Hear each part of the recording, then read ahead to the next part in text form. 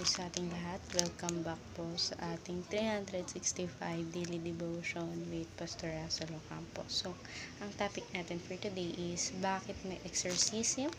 And may concept po ito na exorcism. Exorcism is the act of driving out an evil spirit through a spoken command, often done in the name and authority of Jesus Christ in the scripture.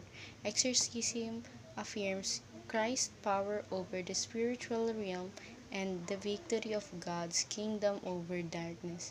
Unlike magical rituals or superstition,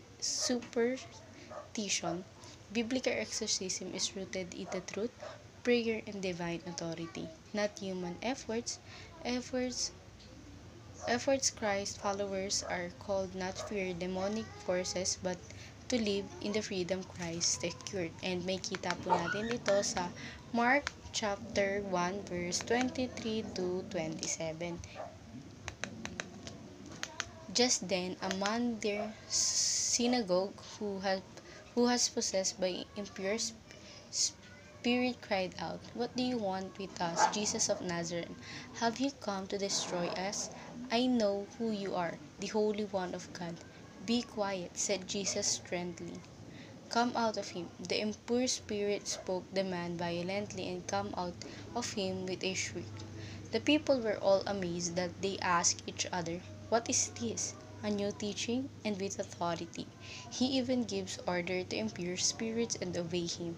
So sa Tagalog naman po, at bigla na lamang sa kanilang sinagoga ay isang tao na may masamang espiritu at siya'y sumigaw na nagsasabi, "Anong pakailan mo sa amin, Jesus ng Nazareth? Naparito ka ba upang kami puksain? Alam ko kung sino ka, ang banal ng Diyos." Sinaway siya ni Jesus sa nagsasabi, "Tumahimik ka at lumabas ka sa kanya." Nang kanyang mapangisay siya, ang masamang espiritu ay sumigaw ng malakas na tinig at lumabas sa tao.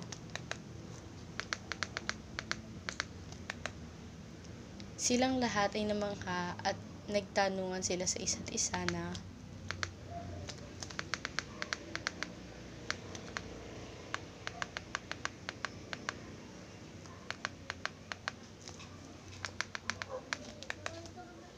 and yun naman po, i-share ko po yung mga natutunan ko sa naging topic po natin for today. So, simulan po natin sa teaching na ibinigay po sa atin.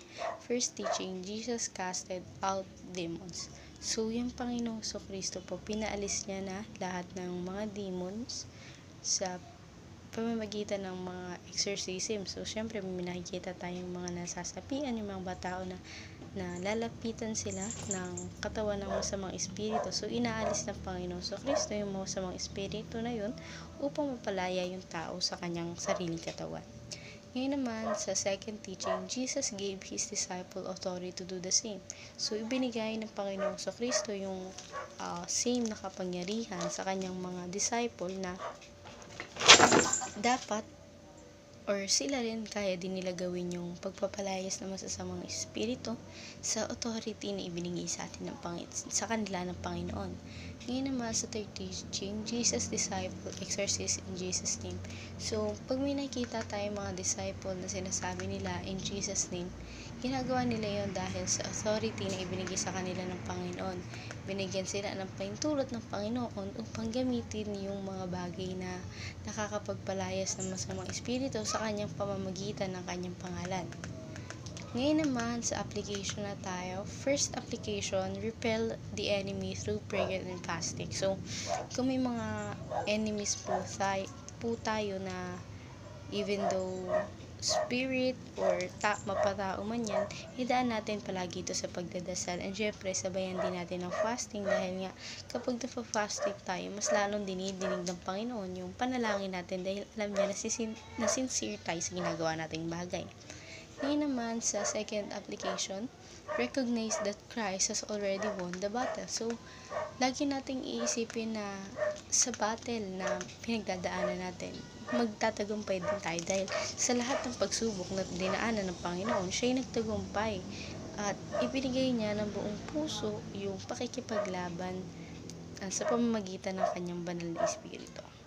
Ngayon naman, sa third teaching, rejoice that you belong to Jesus. So, maging masaya tayo na kabilang tayo sa Panginoon, na siya yung Panginoon natin at wala nang iba, na siya yung tagapagligtas natin at hindi na kailangan pa maghanap ng ibang tagapagligtas. Ngayon naman, sa discussion na tayo, what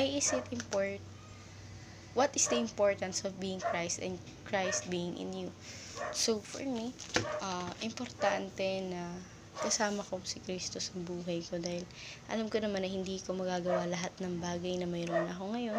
Let's just say, yung pag-aaral, 'di ba? May ibang tao na sumusuko na lang sa pag-aaral kasi walang Diyos sa puso nila, na sa tingin nila hindi sila magtatagumpay sa bagay na yun. So, isa yun sa pinagpapasalamat ko dahil nakilala ko yung Panginoon, na kahit drain na ako sa buhay na mayroon ako, tinutulungan niya pa rin ako sa kung anong